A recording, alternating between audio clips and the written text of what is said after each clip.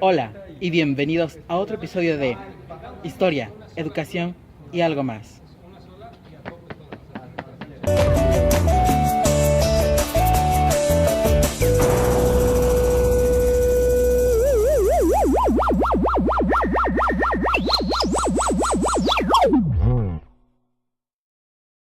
¿Qué me puedes decir sobre la instrucción democrática? Bueno, primeramente platicaré acerca de lo que estaba ocurriendo en Europa en el siglo XIX. Bueno, que ahí querían lograr una igualdad política que consistía en una educación básica a todos los ciudadanos, lo que se buscaba después de la Revolución Francesa. Además, el Estado tenía como meta principal la democracia educativa, que permitió sistematizar la educación, lo que antes no era tan posible, ya que ésta se encontraba reservada por los profesores teóricos. Esto influyó en nuestro México porfirista, ya que el Estado hizo que se llevara a cabo el Programa General de Educación Pública. Además, después de hacerse cargo del Ministerio de Justicia, Maranda priorizaba la educación primaria en México, así como también ordenaría el deber del Estado dentro de la educación básica, mismo que con ello se lograría la democracia y la unidad como nación. La instrucción pública daría resultados, estas en instituciones democráticas. Primero está su patria, que era su pueblo, formación de buenos ciudadanos. Más tarde surge la uniformidad de la enseñanza del país, la obligatoriedad de la enseñanza y la ley de 1888 estableció dos escuelas con instrucción elemental, una para niñas y otra mixta, mismos que acudirían niños de 6 a 12 años. Los educadores del porfiriato decían que por medio de la educación México sería un país moderno y democrático. La instrucción pública daría como resultado una sociedad justa y progresista. Además, la centralización de la educación daría también como resultado programas de enseñanza que la formularía el Ejecutivo. Y por último, en 1888, como primer lugar estaba la norma educativa del porfiriato, en donde legalmente quedó establecida la obligatoriedad en la educación. Gracias. ¿Qué opinas sobre los congresos de instrucción? La cruzada educativa, emprendida en la década de los 80 del siglo pasado, fue única en la historia de la educación en el siglo XIX en México. Se efectuaron 4 congresos, en ellos celebrados en la capital de la República. El primero, en 1882, fue el Congreso Higiénico Pedagógico, que, como su nombre lo dice, relacionaba el aspecto educativo con el higiénico. Participaron médicos y maestros y entre otros. El primer Congreso de Instrucción se inspiró en las ideas de Ferry surgidas del Congreso Pedagógico, que había tenido lugar en París en 1880. Los puntos principales que se sometieron a la deliberación del Congreso, cuya Comisión sobre la Enseñanza Elemental Obligatoria estuvo dirigida por Enrique Rebsamen.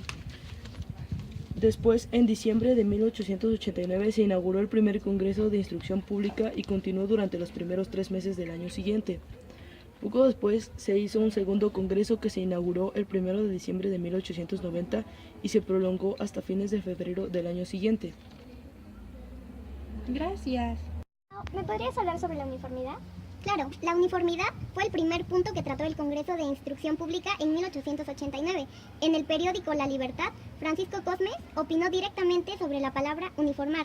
Él decía que si con eso se referían a que en todo el país se recibiera la instrucción elemental, claro, sin perder las bases ya establecidas de que la educación fuera laica, gratuita y obligatoria. A Cosmes le parecía muy bien con el tema de la uniformidad, ya que se refería también a los métodos de enseñanza, textos y sanción del precepto. Y por todo esto es que Cosmes estaba a favor de uniformar, porque significaba centralizar la educación y así iba en contra de la soberanía de legislar libremente.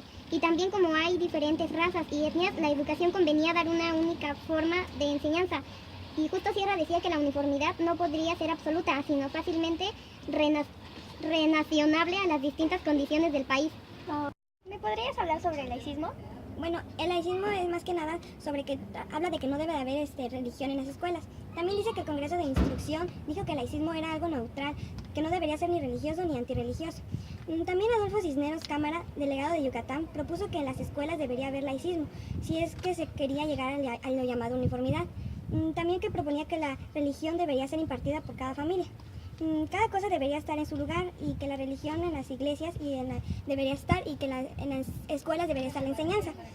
También concluyó diciendo que las creencias que tuviera el alumno fuera de la escuela, que no deberían de involucrarse en las instituciones. Gracias. ¿Qué opinas acerca de las otras resoluciones? es sobre la conveniencia de un sistema nacional de educación popular, teniendo por principio la instrucción primaria obligatoria, gratuita y laica. Se determinó que ésta debía recibirse a los 6 o a los 12 años y debía comprender 4 cursos o años escolares. Quedaba abierta la opción para cada estado pudiera agregar materias según las necesidades locales.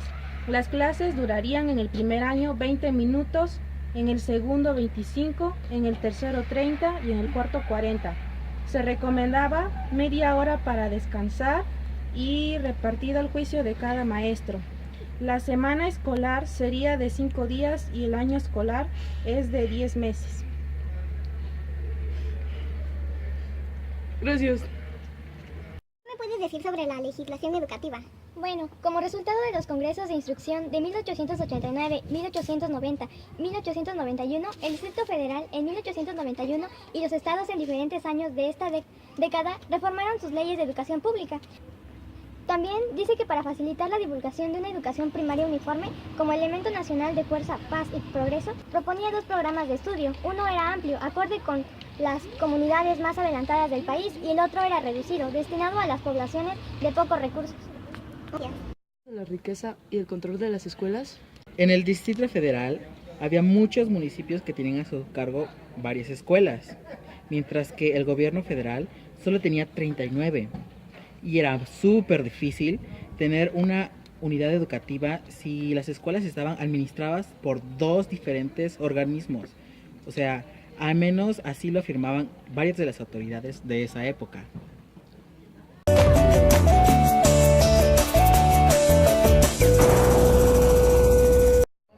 Oye, ¿sabes qué es el impulso a la educación científica? Bueno, a partir del régimen porfirista, la Escuela Nacional Preparatoria fue el centro de atención de pedagogos y maestros, como también lo fue para intelectuales y políticos. Pensaban que los métodos científicos y el positivismo podrían ser aplicados a la política y que les permitiría un desarrollo económico, una regeneración social y una unidad vocacional. El orden en el aprendizaje de las materias tenía el fin de crear mentes ordenadas, científicas y progresistas.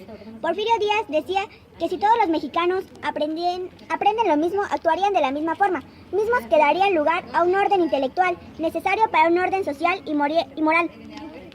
¡Wow! No puedo creerlo. Además, los dogmas políticos y religiosos desaparecieron y lo fundamental era encontrar la verdad demostrándola.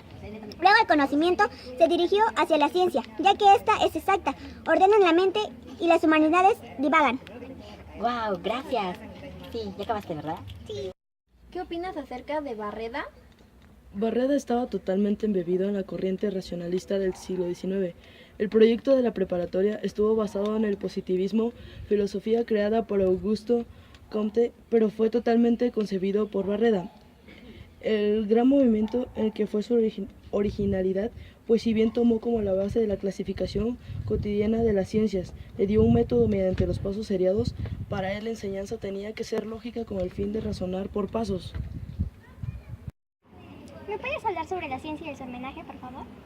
Bien, aquí se resolvió el problema del texto de lógica, pero quedó latente el plan de estudios, demasiado enciclopédico y abrumador. No se había modificado desde la reforma de 1869. El primer congreso no lo discutió por falta del tiempo. Ya en el segundo congreso fue que se resolvieron las posibles modificaciones, las cuales fueron que la enseñanza preparatoria debía ser uniforme para todas las carreras y en toda la República. Se aumentó un año porque el 90% de los alumnos necesitaba estudiar los 6 años. Se le confió a la escuela una triple función, que era dotar a los educandos de conocimientos preparatorios o preliminares de sus estudios. Justo Sierra aquí explica la resolución que había tomado el Congreso respecto a la enseñanza de la lógica, consistiendo en la sistematización de los métodos científicos con entera exclusión de todo concepto teológico y físico. Y por último, se tomaron en cuenta las críticas que se hacían en la NP respecto al olvido de las humanidades, y de ahí en adelante se dio un curso respecto a la literatura, teoría y práctica en los años de estudio, los cuales eran 6. Gracias. Oye, ¿y no sabes por qué el equilibrio es la que gana? Bueno, sí, primero que nada, para hablar de eso tenemos que explicar que Barreda tuvo un plan de 30 años, en el cual puso al ministro Baranda, que incluyó el curso de psicología.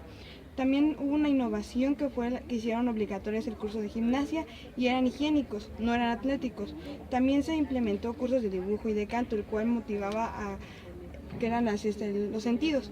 Después, en el caso de la pedagogía, se implementaron 4 años, ya no eran 6 años, porque se acordaron porque muchos eran nobles y no tenían tiempo para el estudio. Y pues al final que el plan de Chávez fue que en la NP logró el punto de equilibrio que fue científico humanístico, por eso es que se le llama que el equilibrio es lo que gana. Oh, wow, muchas gracias, no lo sabía. De nada. ¿Qué sabes acerca de la ideología imperante? En el siglo XIX, por terminar, y en el ambiente intelectual de México, se respiraba una decadencia de una generación. Ya no hay una ideología válida para la cual luchar. El fin del siglo genera una visión apocalíptica porque parece muy poco lo que se ha hecho ante tan grandes necesidades. Había frustración y desilusión como si el término de un siglo marcara el fin de una etapa histórica en la que se recapitula sobre los éxitos y los fracasos. Oh, gracias. Oye, ¿te enteraste que en el Porfiriato hubo cambios y más cambios? Sí, se dice que en el siglo XX se inicia con menos interés por los temas relacionados con la educación. También los planes educativos del Porfiriato no estaban destinados a durar mucho tiempo. Las constantes modificaciones no hacen más que confiar más en la certeza de las críticas. El último cambio en el plan de estudios de la NP fue en 1907. Se trataba de una reforma importante, porque consideraba el nuevo espíritu educativo de simplificar los recursos. ¿Qué sabes sobre la ley, las prácticas y los alumnos? Bueno, eso es algo que casi nadie sabe. Pocos de los proyectos educativos del Porfiriato llegaron tan cerca de su cumplimiento con esta ley. La excelencia académica de la preparatoria fue creando una élite, un grupo muy alto de nivel que estaba, según, preparado con la mayor facilidad al pie de la letra, en una cátedra que se impartía a los alumnos. Todo lo que no podía comprobarse de modo experimental carecía de valor científico y pertenecía al reino caduco del teólogo y metafísico. Los laboratorios eran indispensables para la comprobación de los perceptos. La enseñanza de la física, la química y la astronomía y la mecánica se implementaba cuando los alumnos asistían a la academia o a las conferencias, como el Tercer Congreso Internacional del ULAICE-UAPJO. ¿Y es cierto que los estados abrían preparatorias? Sí, el Porfiriato heredó las instituciones científicas y literarias en los estados que a lo largo del siglo XIX ofrecieron estudios secundarios, preparatorios y profesionales. Las entidades fueron creando o modificando la educación ofrecida en sus instituciones como objeto de uniformar la educación a nivel nacional, cumpliendo así uno de los propósitos de los educadores porfiristas. Las preparatorias se multiplicaron y muchas de ellas siguieron llamándose institutos. Oh, muchas gracias. Bueno, en un principio se llevó a cabo lo que es el programa general de la educación pública. Esto con la finalidad de que la educación fuera más democrática, lo cual Joaquín Baranda priorizó la educación. Esto para que sea, tenía la idea para que fuera para todos los ciudadanos. Bueno, también habla sobre la uniformidad, donde dice que no se tienen que perder las bases de la educación, que sean obligatoria, laica y gratuita, y mencionan un periódico que se llama La Libertad, donde, bueno, está muy padre que hayan opinado como Francisco Cortes y Francisco Sierra, quienes daban sus opiniones para que las bases de la educación se fueran mejorando, y de hecho en esos años le aumentaron un año para que fuera más completa la educación. Por otro lado, Barreda se distinguió mucho por su originalidad y sus métodos en diferentes situaciones. Sí, de hecho los métodos de enseñanza tenían que ser muy importantes y los cuidaban mucho para que la enseñanza fuera igual para todos, sin importar la raza o la etnia. Y bueno, ahora en este tema de nuevo se vuelve a tocar lo que es el laicismo, que no querían que hubiera religión en la escuela, que a partir de que tenía que respetar la educación que en las escuelas se tenía que llevar, y aparte en las iglesias se tenía que llevar lo que era la religión, y ahí era un punto muy aparte.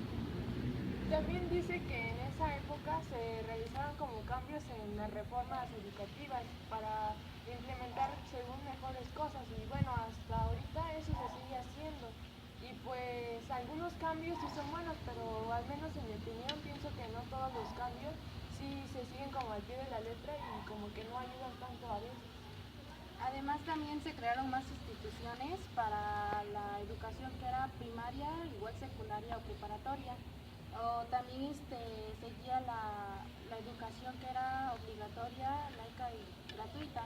Y también además de eso empleaban, pusieron más educación, se fijaron más en la instrumentación de la educación dependiendo de cada estado. Y para mejorar esto, lo que hacían era reunirse y hacían congresos. De hecho, hubo un primer congreso donde de pronto no hicieron nada y en el segundo fue donde ya formularon más como reformas para mejorar todo esto y fue donde se concluyó la mejora de la educación. Hubo un congreso en el que se trató de la educación y la higiene al mismo tiempo, ¿no? Se complementaron, creo que fue antes del primer congreso. Sí, porque en el primero no hicieron nada, en el segundo fue donde De hecho, una de las leyes también decía que en caso de que no se cumplía la obligación de ir a la escuela, los padres tenían que pagar una multa que era de 100 pesos. Sí, pues era lo que se establecía desde antes y creo que pues ha ayudado un poco a mejorar la educación actualmente. Y pues esa sería la conclusión del tema del video.